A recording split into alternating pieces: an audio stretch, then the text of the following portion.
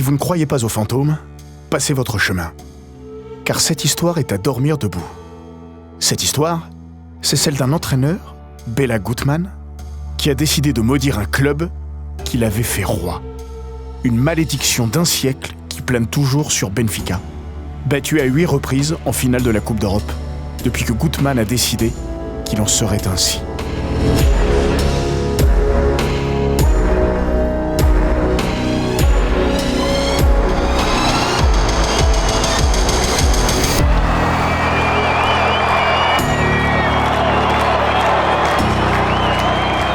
Bienvenue dans les grands récits d'Eurosport.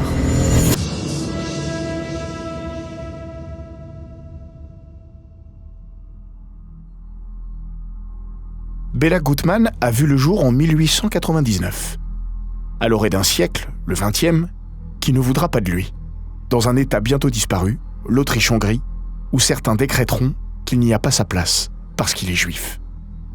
Né et bientôt rejeté, celui qui partage le prénom d'un autre personnage de malheur, Béla Lugosi, acteur connu pour avoir endossé le costume et les canines sanglantes du comte Dracula, aura laissé une trace dans l'histoire en la traversant littéralement et marquant celle du football et la destinée d'un club, le Benfica Lisbonne. Parce que Guttmann a ouvert la route du paradis aux aigles, tout en refermant les portes des enfers sur leurs ailes. Le bien, le mal, pour l'éternité. Guttmann aura contribué à la grandeur du Benfica comme personne avant lui, ni après. Le jour où il a claqué la porte de l'institution rouge, le technicien a décidé qu'il en serait ainsi. Qu'après lui ne tomberait pas le déluge, mais la fin de l'histoire benfiquiste. Guttmann l'avait annoncé, haut et fort, en ces termes. « Je m'en vais en vous maudissant. À partir d'aujourd'hui et pendant 100 ans, Benfica ne remportera pas une Coupe d'Europe. » Et si certains ont balayé la prophétie aux accents atrabilaires du hongrois, rien ne l'a démenti depuis près de 6 décennies. Bien au contraire. Jamais les benfiquistes n'ont été autant convaincus que l'irrationnel avait pris les commandes de leur destinée continentale. Même ceux qui ne croient pas aux fantômes. Depuis que Guttmann a tourné le dos à Lisbonne, excédé par une rallonge salariale qu'il réclamait mais que ses employeurs n'étaient pas enclins à lui accorder, malgré ses 2 succès en Coupe des Champions, Benfica est poursuivi par une déveine dont les teintes tirent assez clairement vers l'obscur et la malédiction. À chaque fois que le géant lusitanien tutoie les sommets sur le vieux continent et se retrouve face à sa splendeur passée, il finit toujours par se mordre les doigts. Ce n'est pas 1, ni 2, ni 3 finales européennes que les Aigles ont laissé filer depuis le mauvais augure, mais 8. 8 finales. Les Portugais ont trébuché 5 fois sur la dernière marche en Coupe d'Europe des clubs champions. Et 3 fois en C3. Béla en avait-il décidé ainsi ? Il l'avait prédit en tout cas. Il paraît dérisoire aux yeux d'esprits cartésiens, dont la perplexité n'a d'égal que leur logique, de se cacher derrière ce qu'on appelle communément aujourd'hui la malédiction de Guttmann. Il n'en reste pas moins que personne n'a plus envie d'en sourire. D'ailleurs, personne n'a jamais eu envie de rire de Guttmann, technicien au faux air de José Mourinho dans le Verbe. Il faut dire que le Hongrois n'a pas passé sa vie à se taper sur le ventre. Parti de Hongrie après la Première Guerre mondiale, alors que le vent fétide de l'antisémitisme commence à se lever, il s'en va poursuivre à l'ACOA de Vienne une carrière de joueur qui n'atteindra jamais des sommets. Mais cette carrière lui ouvrira une envie d'ailleurs qui va l'entraîner de Budapest à Montevideo, en passant par New York, Sao Paulo ou bien évidemment Lisbonne. Son tour du monde du ballon rond, Guttmann l'entame alors qu'il est encore joueur. Un crochet avec son club en Amérique lui fait découvrir la ville qui ne dort jamais. À cette époque, le football n'est pas grand-chose à New York et ne nourrit pas son homme. Mais Béla Guttmann y pose tout de même ses valises. Et épouse son époque jusqu'à être victime du krach boursier de 1929. Lui qui avait investi ses économies dans un bar clandestin, alors que la prohibition faisait les beaux jours de ce type d'établissement illicite et ô combien lucratif. Ce qui, vous en conviendrez, va souvent de pair. De retour en Europe, Béla Guttmann, 4 sélections quand même en équipe de Hongrie, referme le livre de sa carrière balle au pied sans aucune émotion. Ce n'était qu'une préface de l'histoire majestueuse qu'il s'apprête à écrire sur les bancs de touche du monde entier.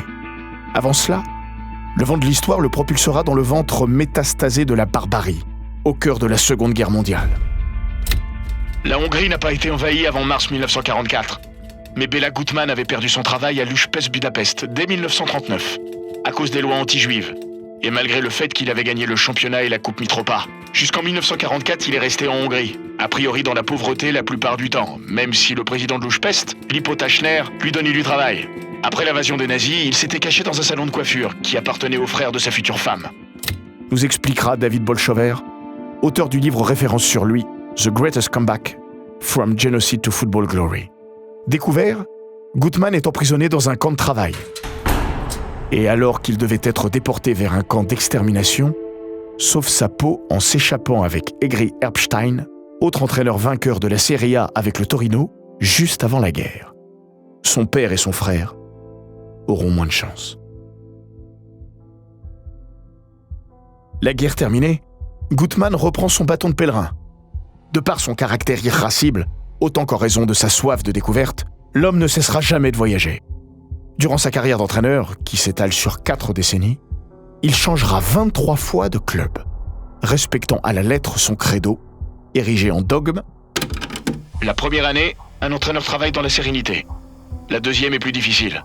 La troisième est fatale.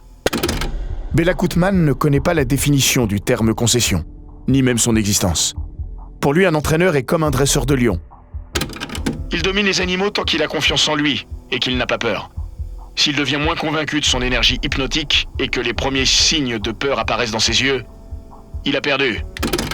Guttmann fait toujours en sorte de disparaître avant d'être dévoré par ses fauves. Si Béla a la bougeotte, il sait où il va et il sait ce qu'il veut. L'homme a des idées, mais surtout une vision. Quand il débarque au Brésil en 1957, il rapplique avec son football et un schéma tactique qui va bientôt bouleverser le destin de son pays d'accueil. 7 ans après le Maracanazo, le 4-2-4 qui a fait les beaux jours de son Honvéd Budapest est adopté par Sao Paulo. Puis la sélection. L'année suivante, les Auriverdés décrochent leur premier titre mondial. À peine a-t-il défait ses valises qu'il repart sur le vieux continent pour diriger le FC Porto, qu'il va couronner roi du Portugal aux dépens du Benfica. À son arrivée, les Aigles possédaient pourtant un matelas de 5 points d'avance. Toujours aussi insaisissable, il quitte aussitôt le nord du pays pour la capitale et pour Benfica, qu'il va transformer en machine de guerre, sans ménager sa peine, ni ses hommes. Guttmann change tout. 20 joueurs sont remerciés. Nous sommes en 1959. Dans 2 ans, son équipe régnera sur le vieux continent. Un jour, alors qu'il se rend chez le barbier, il croise une de ses connaissances, un certain José Carlos Boer, entraîneur de Ferroviária au Brésil. De passage à Lisbonne, l'homme part en tournée avec son équipe en Afrique. Guttmann lui dit « Écoute-moi, si jamais tu découvres un joueur talentueux, garde son nom en tête. » Boer rencontrera bien un jeune type prometteur, natif du Mozambique, Eusébio. Béla le rapatriera sur le continent. La légende est en marche. La Panthère Noire n'en écrira pas le premier chapitre, puisqu'il n'est pas de la finale de Berne, celle qui voit Benfica s'installer sur le toit de l'Europe aux dépens du FC Barcelone. Mais il marquera la suivante de ses griffes. Au cœur du vieux stade olympique d'Amsterdam, Eusébio signe un doublé face au Real Madrid. Benfica gagnera 5-3.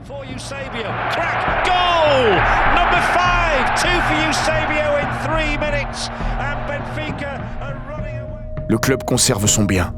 Béla Guttmann, qui a mis fin à l'ère madrilène, trône au sommet. Il sera bientôt une ombre planant sur le destin du géant des bords du Tage. Le jour où il a promis 100 ans de malheur à Benfica, il n'a pas oublié de justifier son courroux séculaire. Quand j'ai signé à Benfica, le club recevait 2500 $ pour chaque match amical. Quand je suis parti, c'était 250 000. J'ai rendu Benfica millionnaire. Et moi, qui ai-je gagné ? Une récompense ridicule. Comme tout le monde, je ne pensais pas pouvoir gagner la Coupe d'Europe. Je n'ai pas demandé de prime à la hauteur. J'ai reçu 2000 $ de moins pour la première Coupe d'Europe que pour le titre de champion du Portugal. Pour la deuxième, j'ai reçu 14 000 $. C'était mieux. Mais même avant ça, j'avais pris la décision de partir. Benfica me traitait de façon ordinaire. Quand j'ai pris l'avion entre Vienne et Nuremberg, pour le compte du club, ma femme m'avait accompagné exceptionnellement. Et les dirigeants du club se sont empressés de me demander de régler la moitié de la facture à mon arrivée à Lisbonne. J'allais payer évidemment, mais j'ai été choqué par leur attitude. La suite de l'histoire, c'est la fameuse malédiction qui prend corps. Une litanie de finales perdues par Benfica. Une première en 1963, face au Milan AC. Ils perdront 2-1. Une deuxième en 1965, face à l'Inter de Milan. Cette fois, ils perdront 1-0. Une troisième en 1968, contre le Manchester United de George Best. Ils perdront 4-1 après prolongation. Puis viennent les années 80. Si un nouveau revers, cette fois en Coupe de l'UEFA face à Anderlecht, n'alarme personne, la désillusion suivante exhume la prophétie de Gutmann. 25 mai 1988. Benfica remet le couvert en Coupe d'Europe des clubs champions et s'incline au terme de l'une des pires finales de l'histoire. Aucun but, ennui maximal. Son bourreau du soir, le PSV Eindhoven, aucune victoire après les huitièmes de finale, se retrouve sur le toit de l'Europe grâce à Van Breukelen, qui sort le 6e tir au but benfiquiste. La presse déterre la fameuse déclaration de Gutmann. Après le dépit, c'est la peur qui s'abat sur Benfica. Et si Gutmann avait dit vrai ? Et si Bela avait vraiment maudit le club ? L'idée fait rapidement son chemin, dans la presse en particulier, et plus vite que vous ne pouvez l'imaginer, puisque 2 ans après, et grâce à la main de Vata, Benfica retente sa chance en finale de celle qu'on appelle encore la Coupe d'Europe des clubs champions.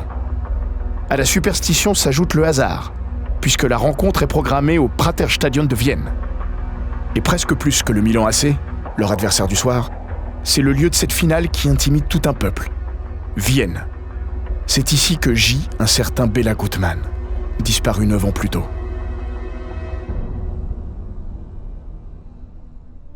Avant que les Rouges ne défient les rossonneries, Eusebio se rend au cimetière de la capitale autrichienne. L'ancien attaquant se dirige sur la tombe de Bela Gutmann. Le Ballon d'Or 1965, en larmes, parle à voix basse et demande aux disparus de conjurer le sort.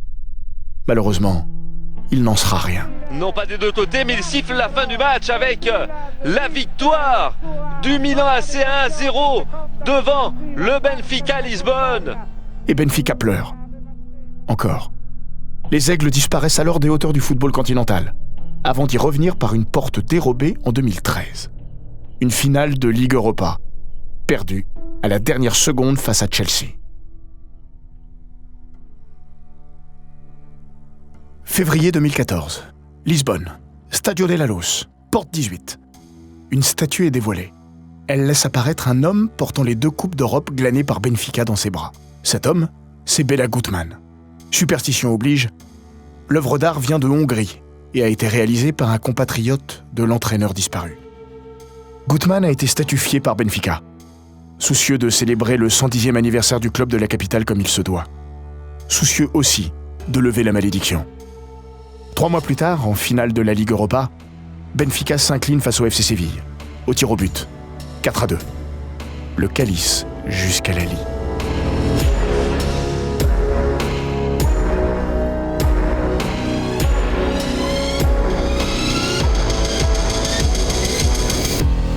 Cet épisode des Grands Récits d'Eurosport a été écrit par Maxime Dupuis. Il est raconté par Florian Bayou, monté par Jean-Gabriel Rassa et produit par Bababam.